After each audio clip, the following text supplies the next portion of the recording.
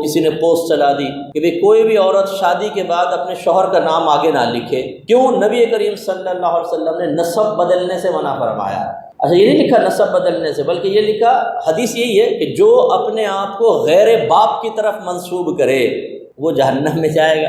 اب وہ کہتے ہیں دیکھا نتیجہ نکلا کہ بیوی اگر اپنے باپ کے علاوہ شوہر کی طرف اپنے آپ کو منسوب کرے جہنم میں جائے گی۔ اور ہمارے جاہل قسم کے مسلمان بیچارے جن کو کچھ بھی نہیں آتا اور نہ وہ صحیح سیکھنا چاہتے ہیں، وہ ان غلط چیزوں کو ایسا دل میں بٹھا لیتے ہیں کہ ٹینشن شروع ہو جائے گا، پریشان ہو جائیں گے، پھر وہ پوسٹ پہ پوسٹ بھیجیں گے، صاحب بتائیں یہ کیا حل ہے اس کا، پھر ہم 10 دفعہ ٹی وی پہ بتا دیں، 11ویں مرتبہ پھر ایک پوسٹ آ رہی ہوگی کہ یہ آج ہی مجھے ملی ہے، تو لہٰذا آپ مجھے اس کا حل بتائیں۔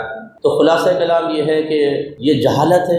وہ نبی کریم نے نسب بدلنے کو منع کیا تھا۔ عرب لوگ اپنے آپ کو غیر باپ کی طرف منسوب کرتے تھے بعض اوقات، اور اس کی وجہ یہ ہوتی تھی کہ ان کے خاندان میں ان کے بڑے ایسے نہیں ہوتے تھے کہ کوئی انہوں نے کارنامے کیے ہوں، دوسرے کے خاندان میں ان کے بڑوں نے بڑے بڑے کارنامے کیے، جنگیں جیتی ہیں، علاقے فتح کیے اور یہ اور وہ، یا بڑی خدمت کی ہے لوگوں کی، تو وہ معروف ہوتے تھے۔ اور یہ جب میلے ٹھیلے ان کے لگتے تھے تو اس میں جمع ہو کر باقاعدہ قصے سنائے جاتے تھے، تو اب وہ گلٹی فیل کرتے تھے دوسرے، تو وہ پھر بعض اوقات ایسا کرتا کہ اپنے آپ کو غیر باپ کی طرف منسوب کر دیتا، اور جب وہ ان کے کارنامے بیان کرتا تو اس کو بھی کچھ مرکزی حیثیت مل جاتی۔ اور نبی کریم صلی اللہ علیہ وسلم جانتے تھے کہ آگے آپ کی حدیثیں جمع ہوں گی اور ہر صحابی کا اس کے والد کے ساتھ نام لکھا جائے گا، اور اس میں پھر اشتباہ ہو سکتا ہے کہ ایک کا والد کوئی اور ہوں، آپ دوسرے والد کو منسوب کر دیں اس کی طرف، تو خاندانی بدل جائے گا، مسائل پیدا ہوں گے۔ اس لیے سرکار نے سختی فرمائی اور اس سے منع کیا کہ کوئی اپنے آپ کو غیر باپ کی طرف منسوب نہ کرے، یعنی یہ نہ کہے کہ فلاں میرا باپ ہے، حالانکہ نہیں ہے۔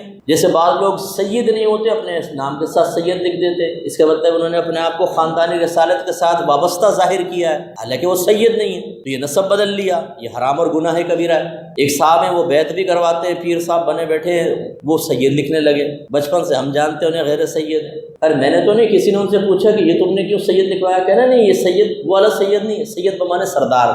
اب یہ دیکھیں چلاکی، دیکھیں جو سید سمجھ لے وہ سید سمجھ کے ہاتھ چوم لے، اور جو اٹیک کرے تو جس سید بمانے سردار ہے وہ میں نسب نہیں بدلا ہے۔ فراڈ فراڈ فراڈ، کیا فائدہ، اس کو منع کیا۔ اب آپ بتائیں گے ایک عورت اپنے شوہر کا نام ساتھ لکھے تو اس کو کہہ رہی ہے میرا باپ ہے، بولے نہیں کہا، وہ تو شوہر کی حیثیت سے کر رہی ہے، پوچھیں گے بھی تو بولے گی میرے شوہر ہے۔ پھر یہ حدیث اس کے اوپر کیسے لاگو ہو سکتی ہے؟ شوہر کا نام لکھنا اس حدیث کا مصداق کیسے ہو سکتا ہے؟ یہ ہوا حرام اور گناہ کبیرہ کہ جو نبی کریم نہیں چاہتے، آپ کہتے ہیں یہ خرابیاں پیدا ہو۔